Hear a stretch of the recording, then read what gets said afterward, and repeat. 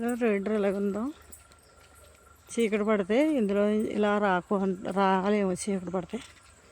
ఇవన్నీ సేలు, ఇవన్నీ ఎవరు పెడతాయి, ఇటువలో పెడతాయి.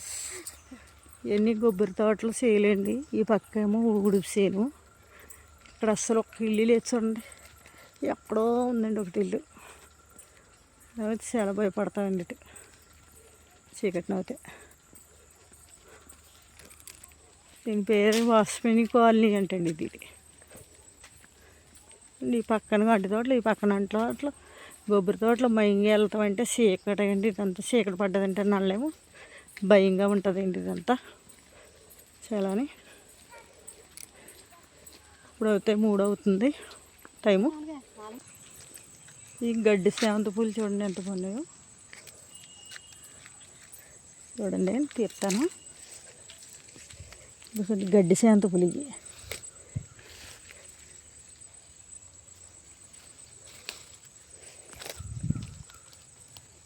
చూడండి ఎంత బాగున్నాయి, చూసారా పువ్వులు.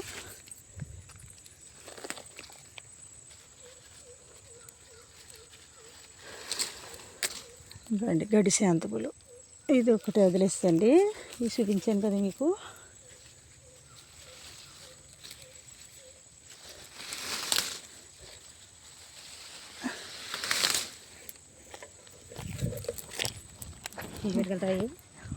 అంటారు ఇంకోండి చెట్లు ఆకులాగా ఉంటాయి, గడ్డి శాంతి పూలు పోతాయి. ఒక్క చెట్టు వేసుకుంటే చాలా రసం కింద అయిపోతుంది. ఈ పువ్వులు అవుతాయండి. ఈ ఆకులు ఎక్కడైనా తెగిన మన ఏంటండి కురుపులు వేసిన, నలిపేసండి, నూరేసినా, పొట్టేస్తండి.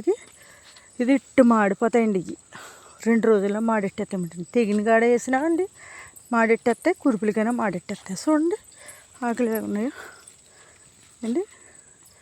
ఈ ఆకులు బాగుంటుందండి. ఇది గమ్మున మాడెడుతుంది. సో వేసుకుంటే అండి మీకు ఇళ్ళ కాడట్టుకెళ్ళి వేసుకొచ్చండి. ఒక కొమ్మ వేసుకున్న పని చేస్తుందండి. ఇది అలివేస్తుంది చోటంతా. గడ్డి సేవంతి అంటారు. ఇట్లా చాలా మంచిదండి ఇది. కురుపులకి గట్టానే తెగిన దానికి వెంటనే రక్తం కట్టడిపోద్దండి వేసుకుంటే అండి. దీని రసం అండి షేర్ చేయండి కొంచెం. మీకు కావాల్సినది మీకు దొడ్లలో ఉంటాయండి. చూడండి మన దొడ్లలోనే ఉంటుంది ఇది. Thanks friends.